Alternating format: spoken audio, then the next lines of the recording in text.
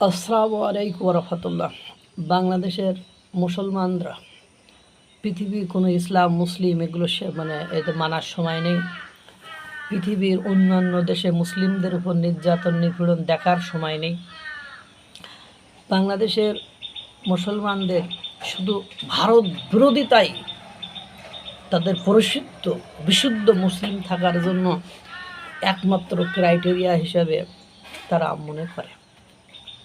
তাদের কাছে আর অন্য কোনো দেশ মুসলিমদের পুন্দাক, মুসলিমদের হত্যা করুক, মুসলিমদের গোষ্ঠী মারুক, মুসলিমদের কোরআন শরীফ পুড়িয়ে লাথি মারুক, মুসলিমদের মসজিদ ভাঙুক, আওয়াজ নেই। বাকওয়াস বন সেক্ষেত্রে কোনো আওয়াজ নেই, আওয়াজ থাকারও কথা নাই। যেমন দেখেন, কিছুদিন আগে মার্কিন যুক্তরাষ্ট্রে মসজিদের সামনে থেকে 2 জনকে গুলি করে হত্যা করেছে, 2 মুসলমানকে। তারপরে একজন কোরআন মসজিদের সামনে দাঁড়িয়ে পুড়িয়ে সেটাতে আবার লাথি মেরে উড়িয়ে দিয়েছে। এটা নিয়ে বাংলাদেশের কোনো কথা নেই। ইরানের উপরে, ইরানকে নিয়ে আমাদের কত মাথা ব্যথা, কত কিছু, কত হাম্বিতাম্বি। বিশ্বকাপ ফুটবলে ইরান মার্কিন যুক্তরাষ্ট্রে অর্থাৎ আমেরিকায় ডোনাল্ড ট্রাম্পের রাষ্ট্রে খেলা করতে গিয়েছে। বাংলাদেশে ইরানের পতাকা বিক্রি হচ্ছে, দেখলাম রাস্তায়। পুলিশ পতাকা বিক্রেতার কাছ থেকে ইরানের পতাকাগুলো নিয়ে বলছে অন্যদের বলে দেবা ইরানের পতাকা যাতে বিক্রি না করে, পতাকা পরে নিয়ে দেওয়া, খেলার শেষে নিয়ে দেওয়া বলে নিয়ে নিল। জাপানে দেখলাম সেদিন মসজিদ গুড়িয়ে দিয়েছে। চীনে তো হাজার হাজার মসজিদ গুড়িয়ে দিয়েছে, রোজা রাখা পর্যন্ত তাদের জন্য ফরবিডেন করে দিয়েছে। এরপরে কিছুদিন আগে দেখলাম যুক্তরাজ্যে অর্থাৎ লন্ডনে মুসলিমদের উপরে বোরকা ধরে টানাটানি লাথি মারামারি হলো।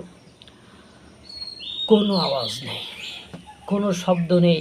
মার্কিন যুক্তরাষ্ট্রের সাথে দূতবাদ সম্পর্ক করেছে। ইরানের রাষ্ট্রদূত তো বাংলাদেশকে নিয়ে দুঃখ প্রকাশ পর্যন্ত করেছে যে ইরানকে নিয়ে বাংলাদেশ সরকার কোনো বিবৃতি দিতে পারে নাই বা বিবাদের সময় পাশে নেই বা ছিল বা আছে, এরকম কিছু নেই। তুরস্কর ঠিকই একই অবস্থা। দেখা গেল এই পুরো দস্তুর এখন ইরানের এই পতাকা কেড়ে নেওয়ায় দেখা যাচ্ছে যে বাংলাদেশের মুসলিমরা স্বার্থন্বেষী। ইরানের এই ঘটনা নিয়ে সবচেয়ে বেশি বিরোধিতা করলে মার্কিন যুক্তরাষ্ট্রের বিরোধিতা করা উচিত। মার্কিন যুক্তরাষ্ট্রের পণ্য বয়কট করা উচিত, মার্কিন যুক্তরাষ্ট্রের সাথে সকল চুক্তি বয়কট করা উচিত। কিন্তু দিন শেষে যেই দেখবেন এরা শুধু ভারত নিয়েই পড়ে থাকে।